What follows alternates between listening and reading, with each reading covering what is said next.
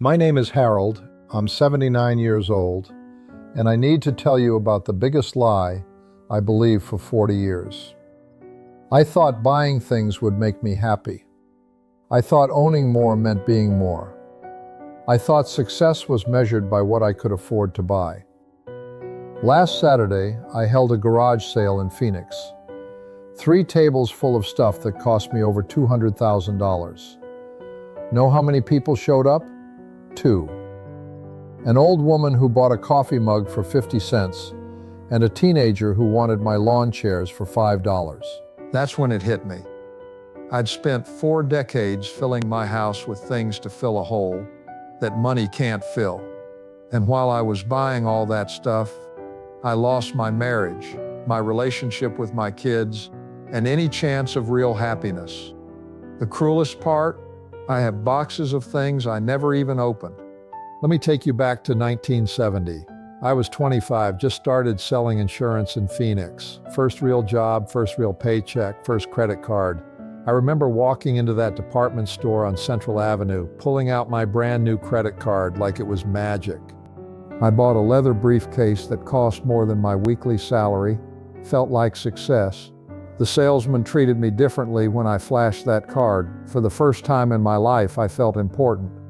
By 1977, when I was 32, I was making good money. Married to Linda, 2 young kids, nice house in Tempe, but I was always looking around, comparing what I had to what other salesmen had. Johnson drove a Cadillac, Thompson wore expensive suits. I started using multiple credit cards to keep up. New watches, golf clubs I barely used, electronic gadgets that were supposed to make life easier. Linda would ask why we needed another this or that. I'd say we deserved it. We were successful. In my late 30s, around 1985, things escalated. I discovered department store catalogs. You could order anything and they'd send it right to your house. I had charge accounts everywhere. I'd come home from work stressed and flip through those catalogs like some people read novels. See something I wanted, call it in, forget about it until it showed up. The boxes arriving at our door became a routine. Linda stopped opening them. When I hit 40 in 1990, I was pulling down 6 figures. That's when I discovered luxury items, not just expensive, but premium expensive. Italian leather goods, Swiss watches, crystal decanters I never used. I opened a home equity line of credit.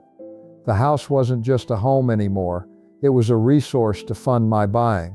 I justified every purchase. This watch is an investment.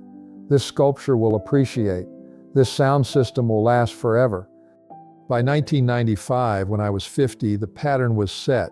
I'd get upset about something at work or at home and I'd buy something.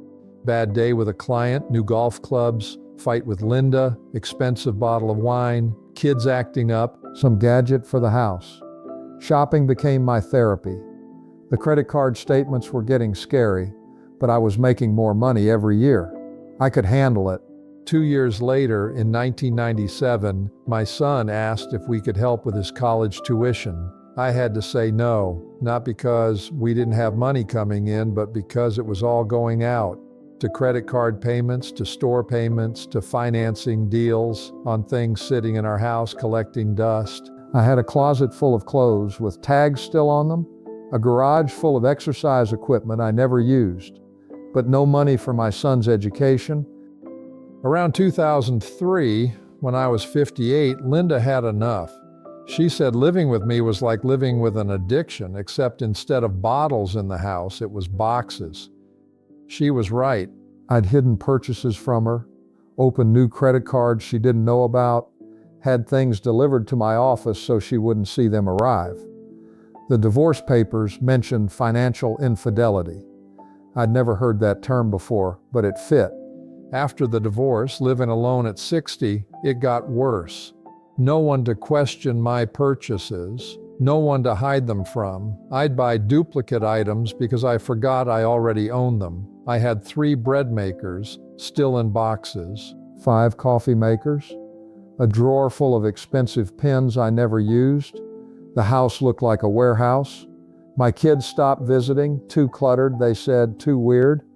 In 2010, when I was 65, the economy crashed and so did my sales job. Suddenly, no income but plenty of bills. Credit cards maxed out at over $180,000. Home equity line tapped out. And a house full of stuff that was worth maybe 10 cents on the dollar. I tried to sell things online, but nobody wanted used luxury items at any price. That Italian leather briefcase from 1970, listed for $50, no takers. The foreclosure came in 2012. I was 67 and homeless. Had to move into a small apartment and figure out what to take and what to leave. I spent 2 days going through 40 years of purchases, box after box of things I'd bought and never used. A bread maker still in shrink wrap from 1998. A set of crystal glasses I'd bought for $800, still in the box. Still had the receipt. I filled 3 garbage bags with unopened items I'd spent thousands on. My daughter tried to reconcile a few years ago, invited me for Christmas 2018. When I showed up with presents I'd bought for everyone, she pulled me aside. "Dad," she said, "we don't need more stuff. We needed you to show up for our lives, not show up with more things."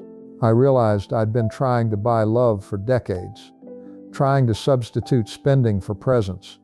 Last month, I decided to have that garage sale, get rid of the last boxes of stuff I'd been carrying around from apartment to apartment, set up 3 tables full of items that had cost me a fortune. Designer watches, never worn, electronic gadgets, still in packaging, expensive tools I'd bought thinking I'd become handy. I sat there all day. 2 people bought something.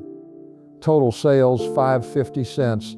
I looked at those tables full of stuff and realized I'd traded my family, my home, and my peace of mind for things nobody else wanted either. Here's what 54 years of buying things taught me. You can't purchase happiness. You can't buy love. You can't fill emotional holes with physical objects. Every time I was stressed, lonely, angry, or sad, I reached for my wallet instead of reaching out to people. Every purchase was me trying to solve an internal problem with an external solution. I'm 79 years old now. I live in a 600 square foot apartment with almost nothing in it. And you know what? I'm happier now than I was when I had 3 bedrooms full of expensive stuff. Because stuff doesn't love you back, stuff doesn't call on your birthday, stuff doesn't care if you're sick or lonely or scared. You can't fill emotional holes with physical objects. Most of you are doing exactly what I did. You're stressed, so you buy something. You're sad, so you order something online. You're comparing yourself to others, so you upgrade your phone, your car, your wardrobe. You think the next purchase will be the one that finally makes you feel successful, loved, or complete. But it won't. It never does. Because the hole you're trying to fill isn't shaped like a product. It's shaped like relationships, experiences, and self-worth that doesn't come from what you own. Stop buying things when you're emotional. Walk away from the store, close the website. Start asking yourself, am I buying this because I need it or because I feel something? Stop using credit cards for anything except emergencies, real emergencies. Start paying cash for everything. If you can't afford it with cash, you can't afford it. Stop justifying purchases as investments. Unless you're buying stocks or real estate, it's not an investment. Start measuring your worth by your relationships, not your possessions. Stop comparing what you have to what others have. You don't know what they sacrificed to get it. I know what you're thinking. But I work hard. I deserve nice things. But this purchase is different. But I'll only do it this once. I said all those things too, for 40 years, and every purchase felt justified in the moment. Every purchase felt like it would be the last unnecessary one. But here's the truth. Retail therapy isn't therapy. Buying something new doesn't make you new. Owning expensive things doesn't make you expensive to lose. The rush you get from purchasing something lasts about as long as the drive home from the store. Then you need another fix. I spent $200,000 over 4 decades on stuff that ended up selling for $550 at a garage sale. But the real cost was much higher. It cost me my marriage. It cost me relationships with my children. It cost me my home. It cost me my peace of mind. It cost me decades of happiness. Your kids don't need more toys. They need your time and attention. Your spouse doesn't need more jewelry or gadgets. They need your emotional presence. You don't need retail therapy. You need actual therapy or friends or hobbies that don't require spending money. The most expensive things in my life were the cheapest to obtain. My family's love, my children's respect, my own self-worth, and I traded all of it for stuff that's now sitting in a landfill or someone else's garage sale. Don't make my mistake. Don't spend your life buying things to fill a hole that only relationships can fill. Don't sacrifice what matters most for what matters least. Because at the end of your life, you won't remember the things you bought. You'll remember the people you loved and who loved you back. And if you're not careful like me, you'll remember the people you lost because you chose stuff over them. If this story resonates, share it with someone who needs to hear it. Subscribe if you want to hear from someone who learned everything the hard way. And then go call someone you love instead of browsing online stores. Because the best things in life aren't things at all.